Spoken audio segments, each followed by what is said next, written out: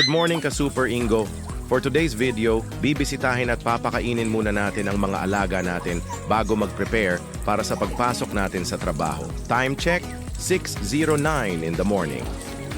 Pagdilat natin ng ating mata, rinig na natin ang mga huni ng ating mga alaga. Nakasanayan na kasi nila na sa ganitong oras ay nakikita na nila si Super Ingo para sila ay pakainin. Pero bago natin sila busugin, need natin muna linisan ang kanilang kainan at inuman dahil nadumihan gawa ng malakas na ulan kagabi.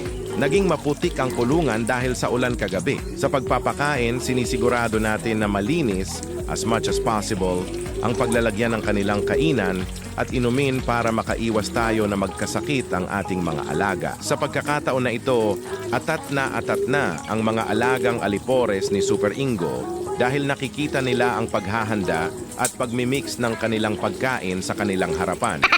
Kung nakakapagsalita lang sila, malamang sa malamang, sasabihin nila, "Bossing, bilisan mo paghahanda ng kakainin namin, Tom Jones na kami." Pagmasdan mo ang mga mukha nila, parang galit na ata sila kay Super Ingo. Ang sakit ng tingin nila, parang di na makapag-antay sa pagkaing ihahain ni Super Ingo sa kanila. Sa wakas, andito na ang pagkain nila. Nagpulasan agad ang mga alagang alipores. Naguunahan makapila at makauna makakain ng paborito nilang mixed food, timplado ni Super Ingo. Siyempre, di natin makakaligtaan ang mga alagang manok ni Sargentong Calvo. Mahirap na at baka makatikim tayo ng mahal na mura mula sa ating mahal na tatay. Dito sa kulungan, meron 6 na female at merong 1 male. Nilabas namin ang 2 male dahil lagi sila nag-aaway.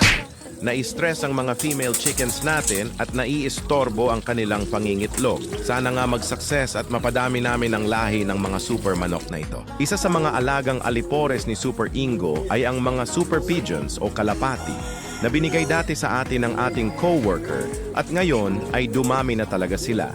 Karamihan sa kanila ay mga puting kalapati. Meron isang inahing kalapati ang mas pinili na mangitlog sa flooring kesa sa mga ginawa nating itlogan nila. Siyempre, naguunahan din sila sa kanilang pagkain na pinaghalong 7 kinds, crack corns, at Integra 4. Ang sarap mag-alaga ng kalapati dahil napakadali nila alagaan at ang bilis nila magpadami. Sa mga magpapakasal dyan at gusto ng old traditional wedding, meron ako madami white doves. Beke nemen mga ka-Super Ingo. Hanggang dito na lang mga ka-Super Ingo. Thank you so much for watching. Comments are welcome. Don't forget to click the react or like button and kindly follow for more updates and videos like this. Super Ingo out. Bye.